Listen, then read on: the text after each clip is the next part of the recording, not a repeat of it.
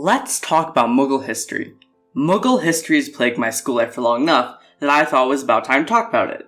First off, who are the Mughals? The Mughals were Persian Islamic conquerors, which at this point in history is as common as the number of Roman emperors got assassinated.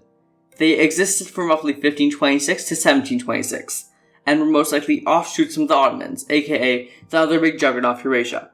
The Mughal Empire had three main emperors in its beginning: Babur, Humayun, and Akbar.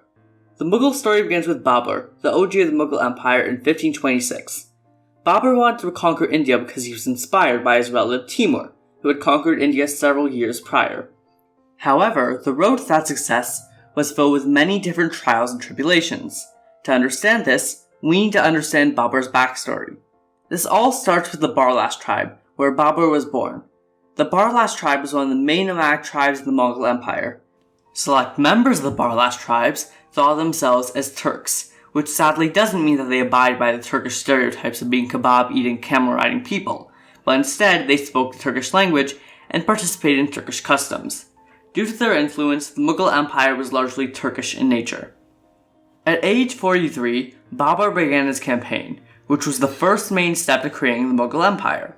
He went around conquering the north of India without much trouble until the First Battle of Panipat. In 1526, Babur met Ibrahim Lodi, the emperor of the Lodi Empire, and they went to war, which must be one of the least interesting meet-cutes I've ever seen. By the way, the Lodi Empire was the empire that ruled the Delhi Sultanate, so it's fair to say that they were a big deal. Babur's army was approximately an eighth of Ibrahim's army, but due to their skills, they were able to reign in a victory, which was Babur's first main achievement. He then proceeded to conquer Delhi in its weakened state, and then established the Mughal Empire. Overall, a very underdog-esque story. You may be wondering how a great emperor like Babur died, and turns out it was the world's worst sacrifice ever. Babur's son, Humayun, was incredibly sick, and so Babur supposedly traded his health for Humayun's.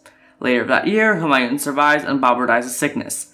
Now some of you may wonder why I said this was a bad deal, like the moronic fools you are. Don't worry, I shall explain to your small brain. Humayun did nothing as emperor and was functionally a waste of space. To summarize Babur's reign, I would say that Babur was fairly average in the amount of land that he conquered. And besides conquering Punjab and Delhi, he didn't do anything particularly noteworthy. However, Britannica seems to disagree with me, as it says that Babur turned to India to satisfy his appetite for conquest, which makes him sound less like a Mughal ruler and more like Kratos from God of War. Anyways, time for our next ruler, Humayun. Just a warning, this section will contain enough salt to reconquer Carthage. Alright, so the next emperor was Humayun, who I have a personal bone to pick with. Humayun's story started when he lost all of Babur's territory to Sher Shah, the leader of the Suri Empire, and then fled around India from spot to spot before being exiled. During his time exiled, he didn't do the anime training montage that we all expected him to, and instead waited for Sher Shah and his son Islam Shah to die, and then all he did was get back the land that he lost alongside Lahore, which is in modern-day Pakistan. He then ruled for 2 more years before dying. The best way I could describe Humayun is basically the stereotypical rich kid in any high school movie. By the way he died was also anticlimactic. He died falling down the steps to his library, and no, I'm not going to elaborate. Luckily, Humayun had a son who didn't turn into an absolute slag heap of garbage, Akbar. Akbar accomplished way too much for me to talk about in the space of a short, entertaining summary. That is why I am putting down all of Akbar's exploits in his own video sometime later.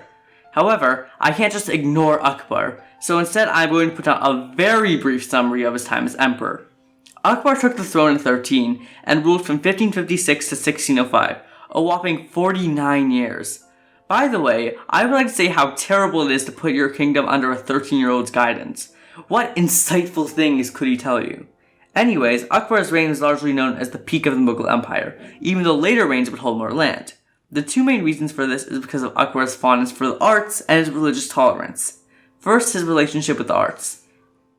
Akbar favored the arts much more than any other Mughal emperor, as seen through the numerous different art styles that were created under his rule. He also solidified what we now know as Mughal architecture, that being a mix of Persian, Indo-Islamic, Turkish, Timurid, and Hindu Rajasthani styles. This results in an art style that mainly focuses on dome-like structures, large vaulted gateways, detailed and delicate ornamentation, and large halls. However, the most vital thing that Akbar cultivated was his religious tolerance.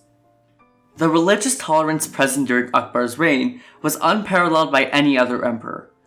Akbar and the Mughal Empire were largely Islamic in nature, but there was also a large amount of Hindus and Christians present within the empire, and instead of discriminating against these people, he instead accepted them and abolished certain discriminatory laws against these people, such as the jizya tax, which was an extra tax put on all non-Muslims. This was all ignoring how amazing he was at conquering in war. He expanded the Mughal Empire to Afghanistan to the north, Sindh to the west, Bengal to the east, and Godavari in the south. He was easily the best emperor, and he put the Mughal region into its glory years. Once Akbar died in 1605, the Mughal Empire began to slowly decline. It got more land for sure, but due to the new policies being implemented, there was a massive increase in rebellions across the land that spread military resources thin and eventually causing it to fade into obscurity. We will hopefully cover that mess in a different video, so that's it for now.